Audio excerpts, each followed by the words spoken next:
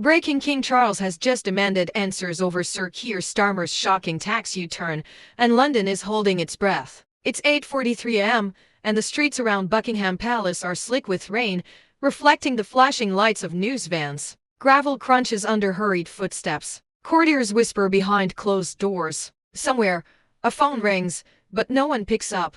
The king's voice, witnesses say, was quiet but edged with steel. Reporters capture the flash of a stare, measured, resolute, almost trembling with restrained fury. The air feels electric, charged with tension, as if the entire nation is leaning forward, waiting. If you want the full timeline of what's about to unfold, hit subscribe now, you don't want to miss a second. Here's what sparked the crisis no one saw coming. By 8:45 a.m., Starmer's spokesperson issued a terse denial, but within moments, whispers swirl through Westminster.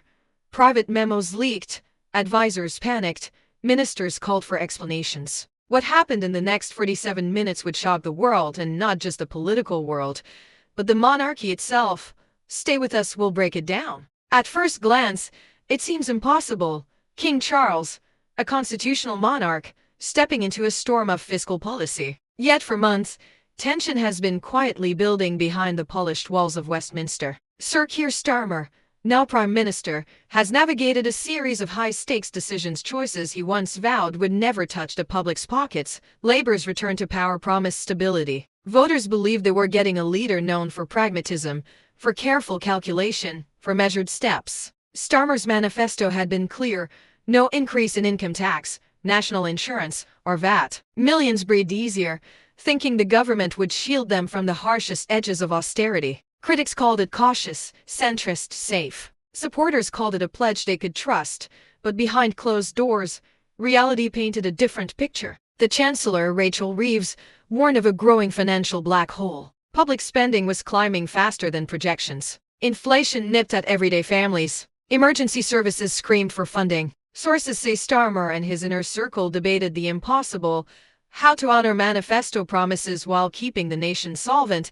Then came whispers of stealth measures, small changes, technically legal, yet capable of shifting burdens onto ordinary citizens. Some ministers warned of the optics. Others, like Reeves, insisted it was unavoidable. Documents leaked, reports suggested, showing tension at the heart of cabinet meetings. Starmer, once confident, now faced a web of compromise and calculation, each decision heavier than the last. The first sign of public turbulence came with winter fuel payments. Millions of pensioners faced cuts, a move described internally as regrettable but necessary.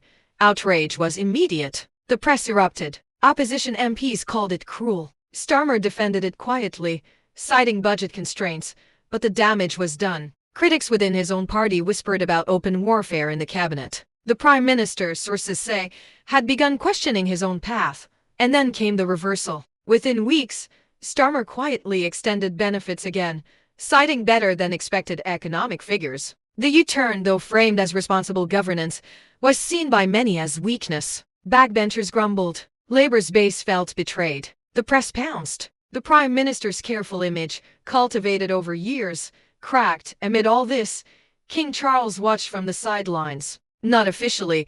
Of course, the monarchy does not intervene in political affairs. But palace insiders claim the king felt a deeper disquiet. It was not the mere policy decisions that concerned him. It was the principle. Charles had long spoken about duty, service, and accountability. He had long observed the ways promises are made and broken in public life. Sources say he saw something in Starmer's maneuvers that went beyond politics, a betrayal of trust, of expectations, of the social contract itself. That'd be why the time Starmer's U-turn became public knowledge. Palace aides say Charles could no longer remain silent. He demanded answers quietly, formally, personally. It was a move that would ripple through corridors of power, shaking ministers, civil servants, and advisors alike. A constitutional intervention, subtle yet potent, signaling a monarch no longer content to watch from the sidelines. What follows is not just politics, but a nation holding its breath. A king's demand in a modern democracy is more than a request. It is a question that forces everyone to confront what they believe about leadership, responsibility, and the promises that bind them. By mid-morning, the city was alive with noise. London streets hummed like a nerve ending on fire. Sirens echoed faintly in the distance. Newsvans clustered outside Westminster, their satellite dishes reaching skyward like mechanical trees. Crowds of journalists jostled for space, umbrellas clattering, notebooks scribbling, cameras clicking. Every movement felt magnified. Every whisper carried the weight of history. Inside Parliament, chaos quietly unfolded. Ministers were summoned, aides scurried with folders thick with memos. The Speaker's chambers buzzed with tension. Some MPs whispered behind hands, "It's unprecedented." A king demanding answers? Others shook their heads, incredulous. The press had already caught wind. Headlines lit up phones and tablets. King Charles breaks silence over Starmer tax U-turn. Palace questions Labour's integrity.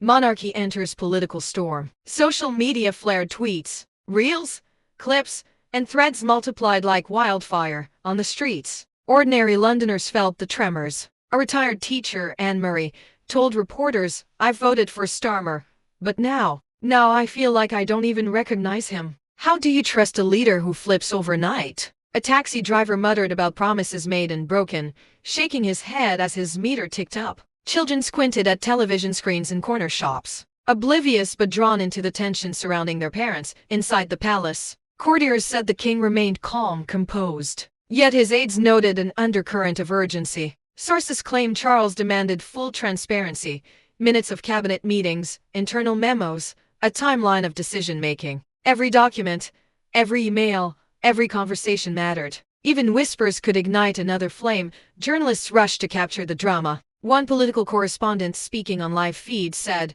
"I've never seen Westminster this tense. People are afraid not of violence, but of consequences. A constitutional monarch is asking questions, and ministers are scrambling to answer." That's almost surreal. The camera pans across MPs' faces. Uncertainty, anxiety, fleeting anger. Meanwhile, the opposition smelled opportunity. Tories issued carefully worded statements, praising accountability but condemning Labour's chaotic approach.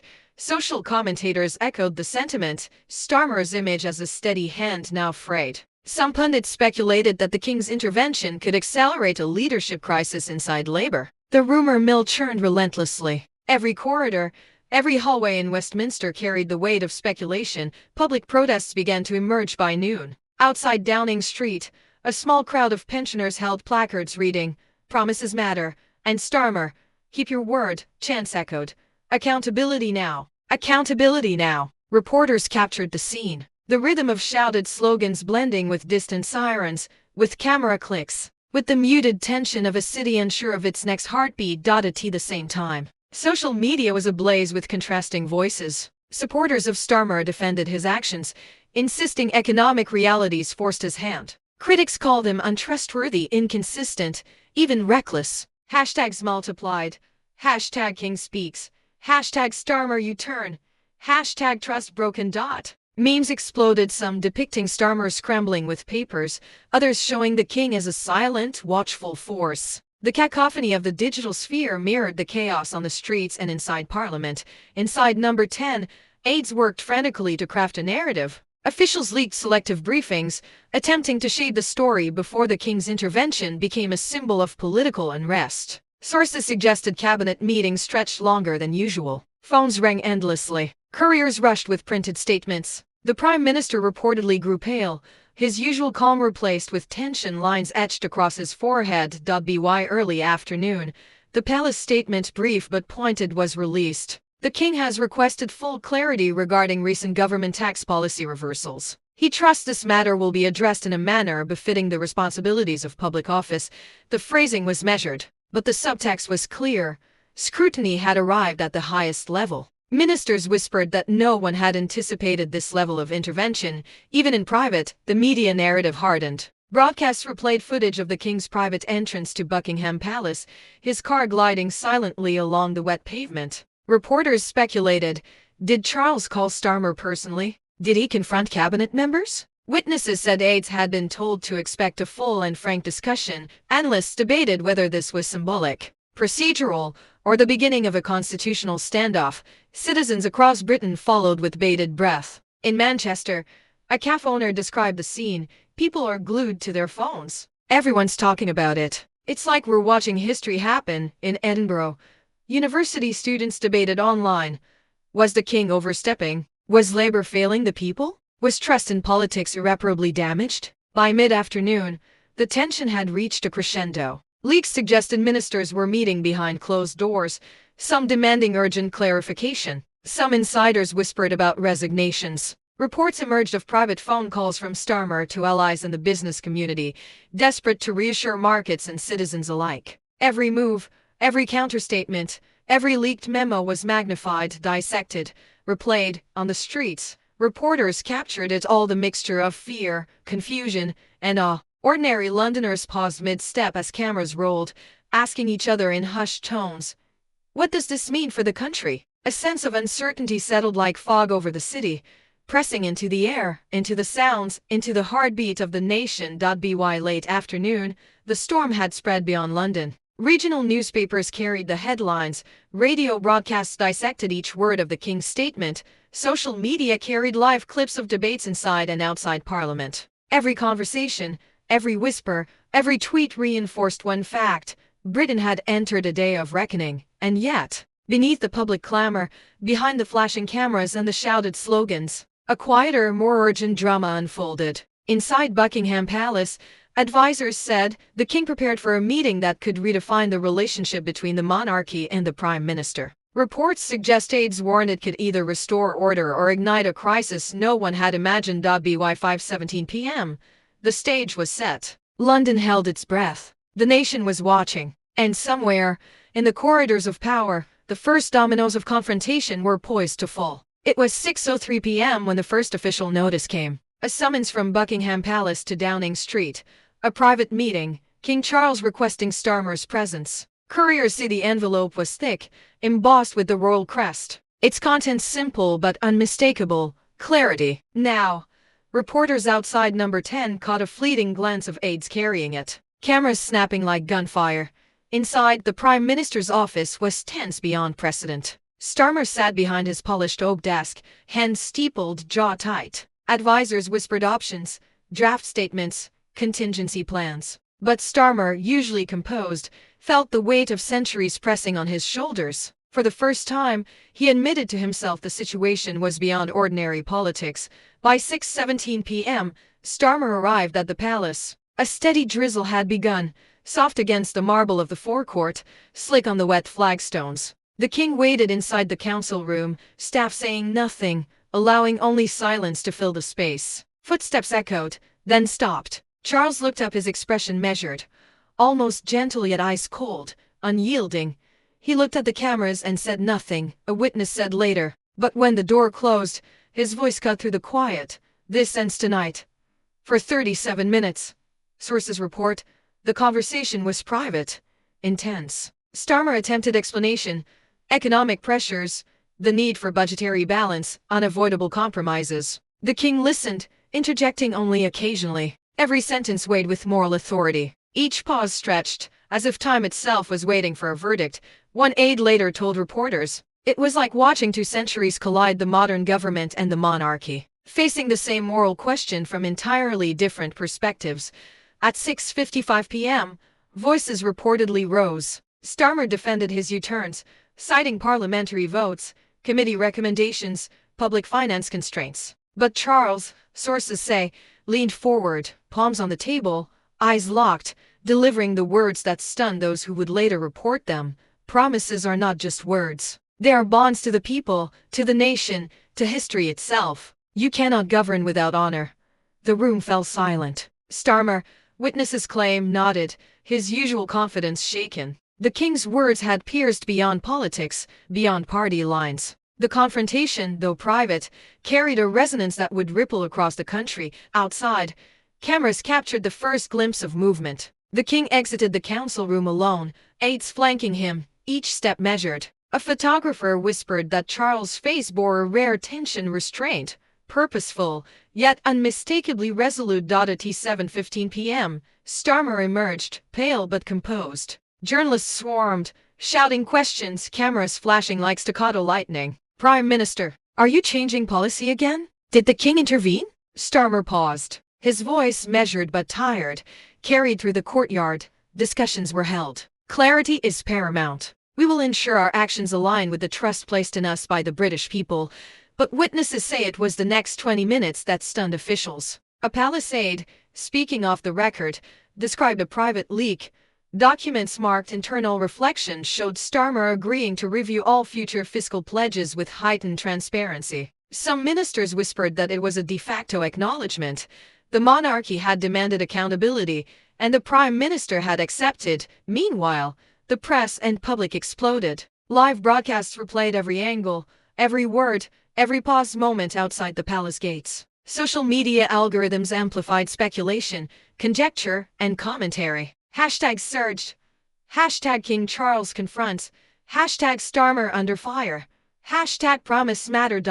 Analysts debated whether Britain had witnessed a constitutional first, a monarchy exerting soft power over policy without legislation. Crowds formed spontaneously near Buckingham Palace, drawn by curiosity, by fear, by awe. An electrician holding a cup of tea said, "I don't know who's right or wrong anymore. I just know something huge is happening." Students live-streamed discussions. Elderly citizens shared memories of crises past. Across cafes, workplaces, and buses, the King's intervention dominated conversation. Inside Westminster, chaos softened into a tense stillness. Cabinet members huddled in private, poring over financial documents, statements, and notes. Sources claim some ministers were near tears. Others clenched fists silently, realizing the monarchy's moral authority had shifted the calculus entirely. Starmer himself, aides say, appeared introspective, reflecting on choices and promises. By 8:04 p.m., a new statement emerged. Carefully worded, it acknowledged the King's concern, framed Starmer's commitment to responsible, transparent governance, and pledged to review the U-turns and policy communications. Phrases were deliberate, aligned with the expectations of the nation, restoring confidence, reflecting public trust. For the first time all day, London breathed. Streets remained busy, but the earlier frenzy softened to murmurs. Yet the emotional intensity had only deepened.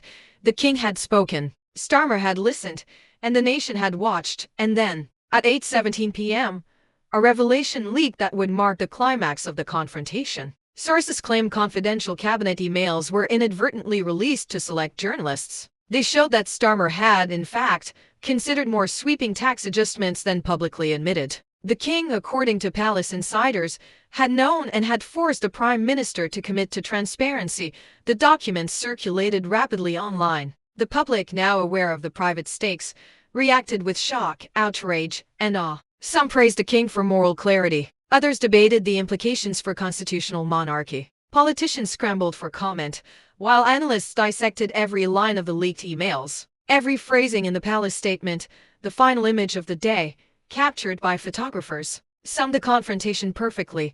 Starmer exiting Buckingham Palace, shoulders slightly hunched, face tight but composed. Behind him, the King's car disappeared into the evening mist, lights glinting off wet stones. A figure both regal and unyielding. In those final moments, sources claim, the message was clear.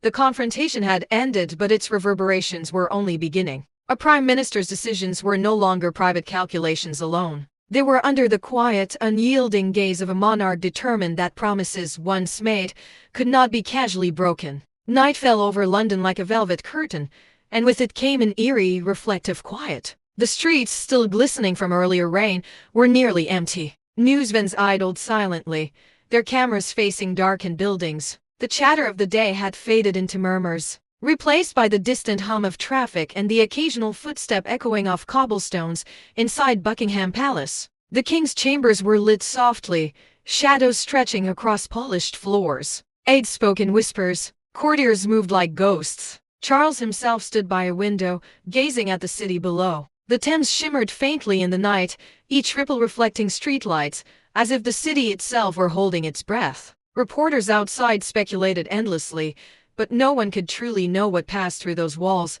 Across Westminster, ministers lingered in their offices long after the day's sessions ended. Papers and memos remained scattered on desks, emails unanswered, phones silent. Some whispered apologies to one another. Others simply stared at screens, absorbing the magnitude of what had occurred. Starmer, sources suggest, retreated to his private quarters, reviewing notes, contemplating promises. And considering the delicate balance of power now reaffirmed by the monarchy's quiet but undeniable authority, Britain's citizens, meanwhile, were caught in a strange limbo, exhilarated, anxious, proud, and wary all at once. In Manchester, a pub emptied its last customers slowly, conversations hushed and cautious. "I've never seen anything like it," an elderly man murmured, staring at a muted television. A king asking questions. "It's almost like history bending in real time." In Glasgow, university students debated the events online, some arguing constitutional boundaries,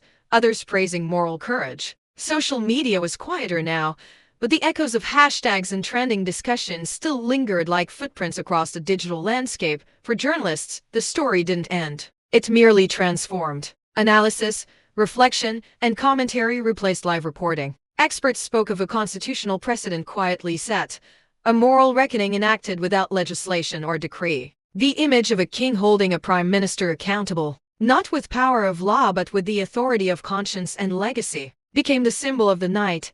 Yet for all the attention, there was an undercurrent of something deeper. Citizens across Britain reported a subtle shift in the air, an awareness of history and responsibility intertwined. The confrontation had reminded everyone, leaders and people alike, that promises matter, that duty is heavier than rhetoric, and that public trust is fragile. At 10:42 p.m., the palace released a final statement. Brief, almost poetic in its restraint. The king thanks all involved for their dedication to the nation. Let the events of today remind us of the weight of service and the responsibility we carry to one another.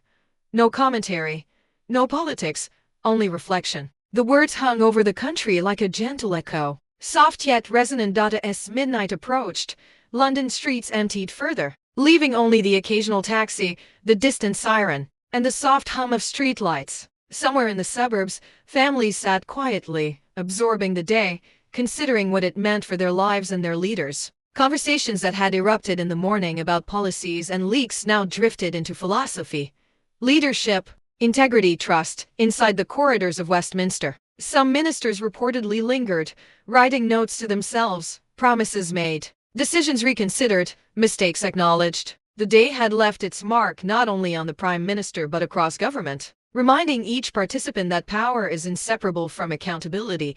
Observers say the monarchy's role in this episode will be debated for years. Scholars will analyze tone, phrasing, and timing. Historians will wonder, had Britain witnessed a quiet assertion of moral authority, one that reminded its leaders and citizens alike that responsibility is as much about conscience as it is about law? And yet, for all the analysis and debate, a quieter truth persisted. Citizens and leaders alike felt something intangible, the weight of reflection, the stillness after the storm, the reminder that promises once given shaped the course of lives and the arc of a nation. By early morning, the city awoke to headlines that were calmer, more reflective. Newspapers captured the drama of yesterday but also noted a tentative resolution. Social media posts shifted from outrage to introspection. Citizens discussed lessons, trust, and the fragile, intricate balance between governance and moral accountability. In the palace, Charles reportedly spent hours reviewing correspondence, not with anger,